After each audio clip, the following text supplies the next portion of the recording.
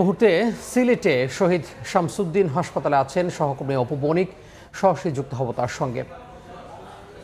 সারা দেশের নেই, সিলেটেও আসলে উদ্বেগজনক হারে হামের যে সংক্রমণটি সেটি কিন্তু বেড়েই চলেছে।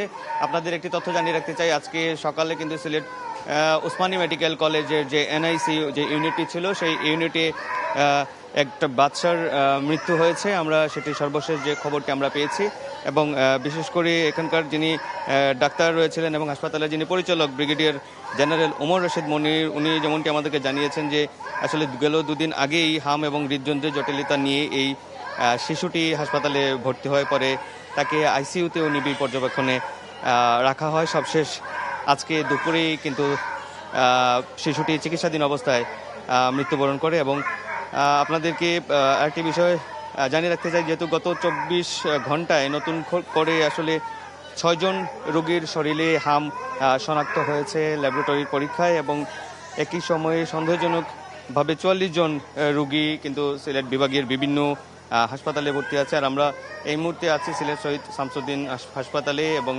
এখানকার বিশেষ যে আইসোলেশন যে ইউনিটটি, এই ইউনিটটিতে এই মুহূর্তে এখানে প্রায় 19 জন ভর্তি আছেন সন্দেহজনক। এবং এই পর্যন্ত সিলেট বিভাগে মোট সংখ্যা যদি বলি, প্রায় 37 জন রোগীর শরীরে হাম নিশ্চিতের খবরটি আমরা জানতে পেরেছি। এবং বিশেষ করে এই হাসপাতালটিতে কিন্তু আসলে প্রথমে 20 শয্যা 26 তারিখের পর থেকেই আসলে এটাকে ডেডিকেটেড ইউনিট হিসেবে এখানে বলা হয় এবং যেমনটি বলছিলাম, প্রথমে 20 শয্যা এবং পরবর্তীতে এই রোগের প্রাদুর্ভাব বেড়ে যাওয়ার কারণে সেটা প্রায় 100 শয্যায় উন্নীত করা হয়।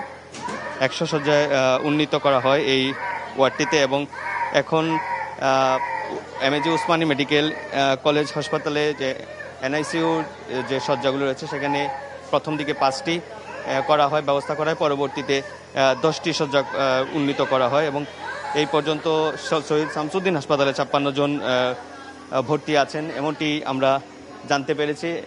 এখানকার যিনি আবাসিক মেডিকেল কর্মকর্তা রয়েছেন তার সাথে আমরা কথা বলছিলাম। তো সব মিলিয়ে যদি সিলেট বিভাগের কথা বলা যায়, আসলে উদ্বেগজনক হারেই কিন্তু হামের সংক্রমণটা বাড়ছে এবং প্রতিদিনই কিন্তু নতুন নতুন পেশেন্ট এখানে ভর্তি হচ্ছে। তো এই ছিল সিলেট শহীদ শামসুদ্দিন হাসপাতাল থেকে হামের প্রাদুর্ভাবের একদম সর্বশেষ খবরাখবর আমার কাছ থেকে।